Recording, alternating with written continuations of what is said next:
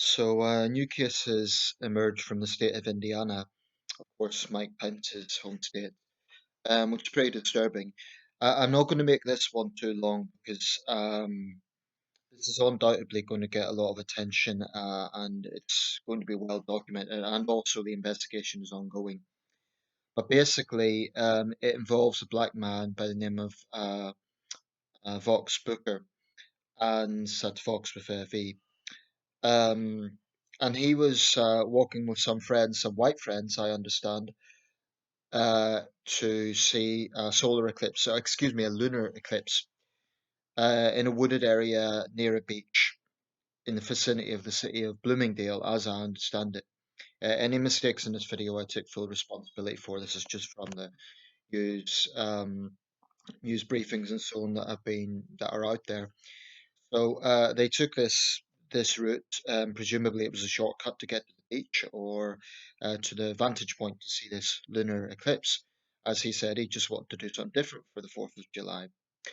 Well, they were confronted by a group of white guys, one of them wearing a Confederate cowboy hat. What happened next was pretty disturbing stuff. This man was pinned to a tree. Um, One of the white guys was very aggressive. They claimed that they were trespassing on private property. According to Booker and his friends, they said this was an honest mistake, or rather, they didn't even think it was private property because they were only 150 yards within 150 yards of the public beach. But even if they were, they didn't want to escalate tensions, so they apologized and offered to leave. The white guys that you see in the video, there's a video going viral on this, refused to let them leave. They had this man pinned against a tree, and at one point, apparently they said get a noose. This is shocking. I mean, it's despicable. Um, so the FBI has opened a hate crime investigation. There were racially derogatory terms used within the video. Um, the one of the main guys involved kept shouting about liberals, which is not racial, but references to, as he put it, nappy heads. Um, and there were other apparently racially derogatory terms used. You could see the footage for itself. Clearly, the guys pinning him against the tree are very aggravated. Um, but I don't see any sort of justification for this whatsoever. I mean, even if it were private property, the victim in this case was not armed. You know, he wasn't posing any threat. They apologized immediately, and he has said that if it wasn't for his friend standing up for him, including a white friend, he thinks he may have been killed. I mean, this is crazy that we could actually be thinking that this is a situation that may, had the cameras not been there, possibly resulted in a lynching. I think it's quite plausible they would have done him serious harm had it not been for the cameras being there. There was a woman in the group as well, and I was trying to work out what role she had, if she was trying to get the white guys to back off, but she also said, "You leave and we'll let him go." So they kept gesturing to the friend, "You leave and we'll let him go." Understandably, the friend was reluctant to do that. They just left. They're not going to leave their friend there when a bunch of guys, big guys, are pinning him against a tree and goodness knows what. Um, so I just wanted to mention this because it is shocking. And also for the record, you know, I've been very critical of Black Lives Matter. I continue to be critical. I do think that there is white racism within Black Lives Matter, but I also concede and acknowledge that there are also white racists in the United States. And there are situations like this. I am not sure that these guys would have been doing that had it been a white person. Speculation, but I think it's plausible speculation. And yeah, there is unquestionably a white supremacist or white racist attitude within the United States. No question about it. So I just want that to be on record. I am not in denial about it. And cases like this outrage me as much as any reasonable person. I don't think there's any excuse for it. Even if it was private property, you could tell that they were trying to de-escalate. They apologized. They offered to leave. That should have sufficed. They should have said, "Okay, well, it's private property. Next time, take that path or something."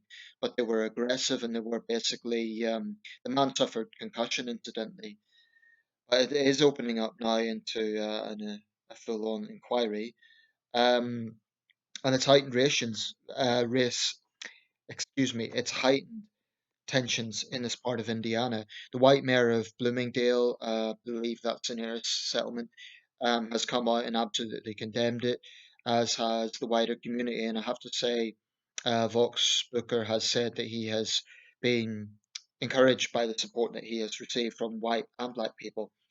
Um, the mayor of Bloomingdale says this doesn't represent us as a people, and he fully backs the victim.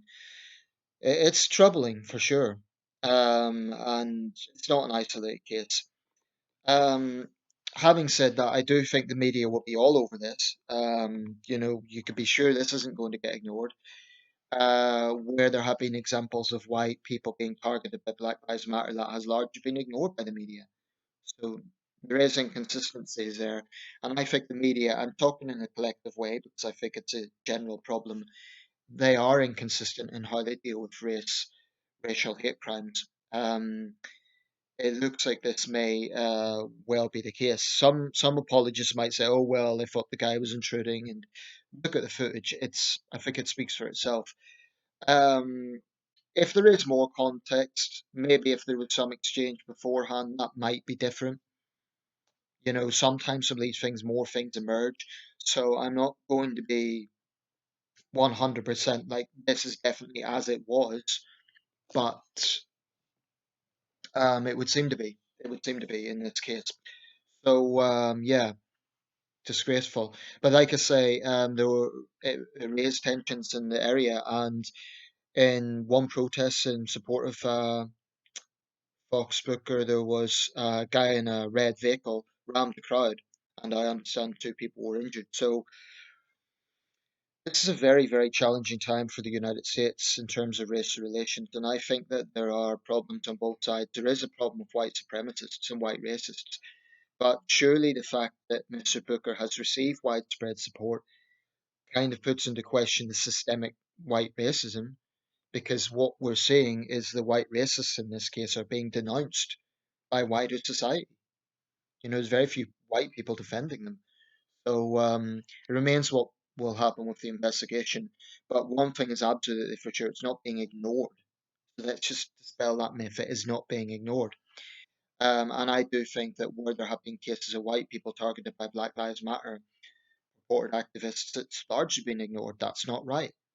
Um, but this man was just trying to enjoy his 4th of July. He should never have went through this ordeal. Must have been very frightening. And it's awful.